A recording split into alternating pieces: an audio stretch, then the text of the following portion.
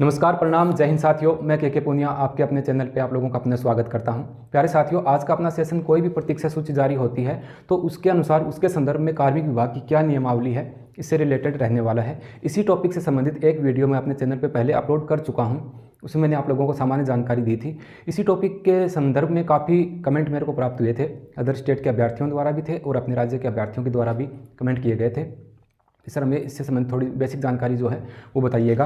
तो अपने बात करते हैं आरक्षित सूची क्रियान्वयन के संबंध में। ये अपना टॉपिक रहने वाला है और कार्मिक का जो कै का 2 का विभाग का जो नियमावली है उसके अनुसार है। मैं आप लोगों को स्क्रीन पे साथ साथ दिखाता चलूँगा। ये जो लेटर आप स्क्रीन पे देख रहे हैं इससे संबंधित जो भी जानकारी है तो सुविधा के अभाव में मैंने व्हाइट बोर्ड पर आज आप लोगों को ये क्लास करवा रहा हूँ, तो उसी को मैंने बोर्ड पे थोड़ा लिख के रखा है। सारी चीज़ों को अच्छे से समझने का पूर्णतः प्रयास करेंगे। सबसे पहले तो आप लोग देखिए, पहले मैं आपको यहाँ दिखाऊंगा, उसके बाद आप एक बार स्क्रीन पे इस चीज़ को देख लीजिएगा। मैंने कोई अपने हिसाब से नहीं लिखा है। लेटर में जो चीज़ें हैं उनको मैंने आगे अपने थोड़ा सा व्याख्यात्मक रूप में उसको देखेंगे। पहला पॉइंट आप देखिए, चयन सूची के पश्चात आरक्षित सूची तैयार किया जाना बाध्यकारी नहीं होगा। भाई अपने कोर्ट के थ्रू या किसी भी विभाग कैसे भी करके किसी विभाग को प्रतीक्षा सूची के लिए बाध्य नहीं कर सकते अगर वो नियमों के उल्लंघन के अनुसार वो चीज़ हो रही है तो। ठीक है, आगे इसमें देखिए, कथापि रिक्त पदों को भरे जाने हेतु आरक्षित सूची तैयार किया जाना उपेक्षित है। यानी प्रतीक्षा सूची जारी नहीं होगी तो भी एक बार प्रतीक्षा सूची तैयार जरूर वो लोग करके इस पर संबंधित रखते हैं। ठीक है, इसी चीज़ को आप यहाँ एक बार देख लीजिएगा। जो मैंने बोर्ड पे लिखा है वो चीज़ मैं आप लोगों को थोड़ा सा स्क्रीन पे दिखा देता हूँ, क्योंकि डिजिटल बोर्ड होता तो वो चीज़ें सारा ये नोटिस जो है इसको मैं यहाँ पर आप लोगों को दिखा देता। ठीक है, तो इसमें ये चीज़ यहाँ पर लिखी हुई है। ठीक है, यानी कि कहने का मतलब ये है किसी भी विभाग के द्वारा अगर जैसे कोई पंचायती राज विभाग है या अन्य विभाग है तो अपने बाध्य नहीं कर सकते। आरक्षित सूची में अभ्यर्थियों की संख्या विज्ञापित रिक्तियों के 50% तक हो सकती है। यहाँ पर आप देखिए, एग्जाम्पल के तौर पर मैं आप लोगों को बताऊँ, ये माने कि किसी भर्ती में 5000 पद हैं। कितने पद हैं सर? 5000 के अकॉर्डिंग के समलम यहाँ पर पद हैं।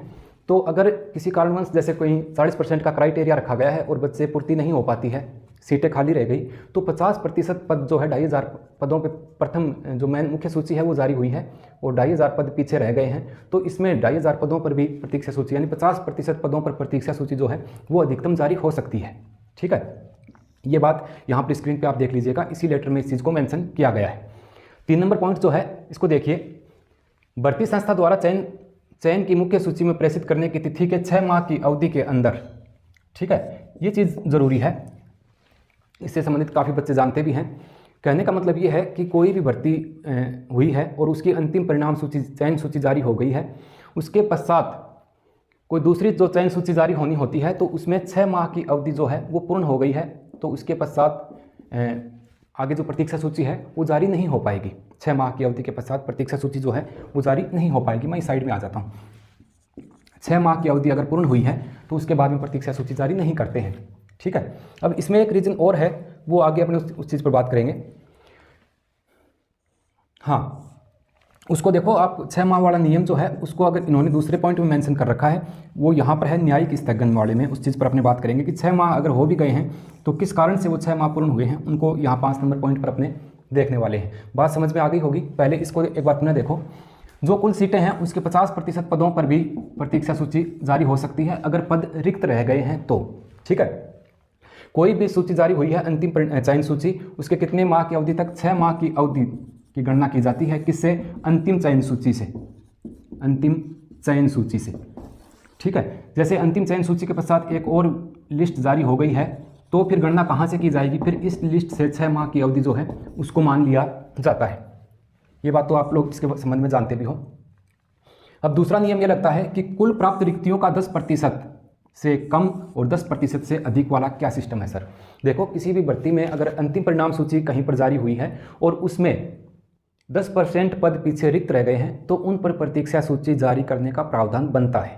ठीक है, कहीं पर अगर 9% भी, ये माने कि कहीं पर जैसे 1000 पोस्ट हैं, एग्जाम्पल के तौर पे एग्रीकल्चर सुपरवाइजर के 1000 पोस्ट हैं, इसमें से 900 पद भरे गए और कितने पद रिक्त रह गए? 100 पद, तो ये 10% बनता है।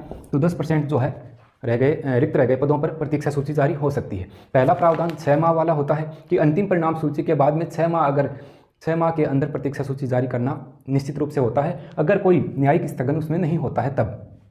ठीक है, दूसरा, अगर टोटल जो भी वैकेंसी हैं अंतिम परिणाम सूची आने के पश्चात अगर 10% पद पीछे रिक्त रह गए हैं तो भी प्रतीक्षा सूची जो है वो जारी हो सकती है। ठीक, किसी रिक्त पद पर अभ्यर्थी द्वारा कार्य ग्रहण करने के उपरांत उस पद पर भर्ती प्रक्रिया पूर्ण मानी जाती है। इस बात को आप विशेष रूप से ध्यान रखें। ये जो बात है इसका सारांश ये निकलता है, किसी अभ्यर्थी ने ज्वाइन कर लिया और ज्वाइन करने के पश्चात वो उस पद को छोड़ता है तो उस पद को रिक्त पद नहीं माना जाएगा। उस पद पर, आगे लिखा भी है मैंने, तथा उस पद पर प्रतीक्षा सूची के अभ्यर्थियों का कोई भी अधिकार नहीं रहता है। अब कई बच्चे इसके संदर्भ में पूछ रहे थे, तो प्रतीक्षा सूची कौन से पदों पर आती है ये माने, तो प्रतीक्षा सूची उन्हीं पदों पर आती है जिन पर नॉन ज्वाइनर्स यानी कि जिन पर ज्वाइन नहीं किया गया है, उन पदों पर प्रतीक्षा सूची आती है। न कि ज्वाइन करने के बाद कोई छोड़ता है तो उस पद पर प्रतीक्षा सूची वाले अभ्यर्थी जो हैं उनका कोई अधिकार नहीं रहता है। इस चीज़ को आप यहाँ पर भी देख लीजिए, इस लेटर से मैंने इस लाइन को यहाँ लिखा है।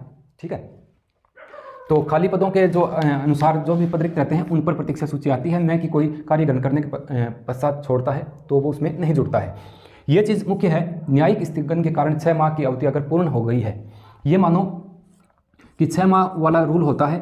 न्यायिक स्थगन का मतलब अगर न्यायालय में, कोर्ट में किसी भर्ती को लेकर के जो है हियरिंग चल रही है, सुनवाई चल रही है, तब उसको स्थगन वाला जो समय है, जितने दिन कोर्ट में उसकी सुनवाई चलती है, उस चीज़ को साथ में जोड़ लिया जाता है। अगर न्यायिक स्थगन हो गया, न्यायालय में न्यायालय में अगर याचिका लगी है और सुनवाई चल रही है, तब इसमें 6 माह वाला नियम जो है वो लागू नहीं करते हैं। ठीक है, इस चीज़ को भी यहाँ पर लिखा हुआ है, एक बार देख लीजिएगा।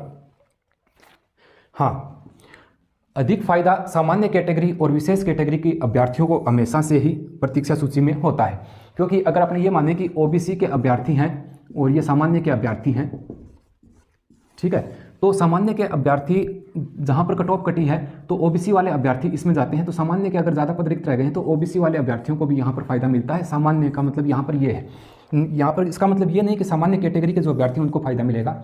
सामान्य कैटेगरी के जो रिक्त पद हैं उन पर फायदा मिलता है। ओबीसी के अभ्यर्थी हैं या एसटी के अभ्यर्थी हैं या एससी के, जो भी सामान्य के बराबर नंबर हैं, तो पहले ज़्यादा सीटें किसमें भरी जाती हैं? सामान्य में। अन्य कैटेगरी में सीटें कम भरी जाती हैं।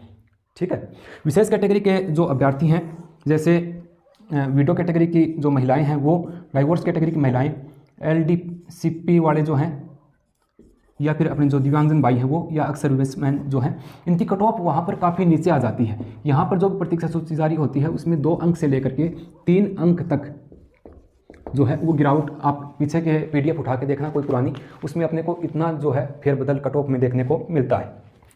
कैटेगरी आधारित सूची रिक्त पदों के अनुसार होती है। अब जो भी रिक्त पदों की सूचना मांगी जाती है तो उसमें क्या होता है, कैटेगरी वाइज जितने भी पद रिक्त रहे हैं तो उसी कैटेगरी में उन पदों को भरा जाता है। आप इस बात को याद रखना। इसके संबंध में काफ़ी कमेंट आए थे, क्योंकि अगर आपने जैसे अभी आपने मान के चले कि रिट लेवल 2 की प्रतीक्षा सूची आनी है, रिट लेवल प्रथम की प्रतीक्षा सूची आनी है, ग्राम विकास अधिकारी की जो प्रतीक्षा सूची आनी है उसकी सुनवाई हालांकि आगे हो गई, आने वाले समय में उसकी प्रतीक्षा सूची जारी होगी।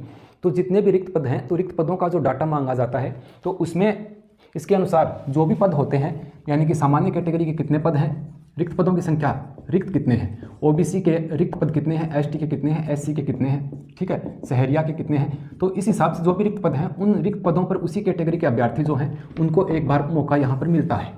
ठीक है, उसी कैटेगरी में उनको भरा जाता है। तो ये सामान्य सी जानकारी कार्मिक विभाग का जो ये लेटर है इसके अनुसार दी हुई जो जानकारी है वो मैंने आप लोगों को बताई है। थोड़ा सा सुविधा का अभाव होने की वजह से अच्छे से इस चीज़ को बता नहीं पाए। कभी डिजिटल बोर्ड पर पूरा नोटिस जो है, इस नोटिस को लेकर के उपस्थित होंगे फिर से और पूर्णतः जानकारी लेकर के आएंगे। एक तो रिट वेटिंग लिस्ट प्रथम वालों की क्लास बाकी है। एक ग्राम विकास अधिकारी वाले जो बच्चे हैं उनकी कोई सुनवाई है तो उससे संबंधित भी काफ़ी कमेंट आए थे, उन पर भी एक अन्य क्लास में चर्चा करेंगे। मिलते हैं किसी नेक्स्ट सेशन में नई जानकारी के साथ, तब तक के लिए नमस्कार।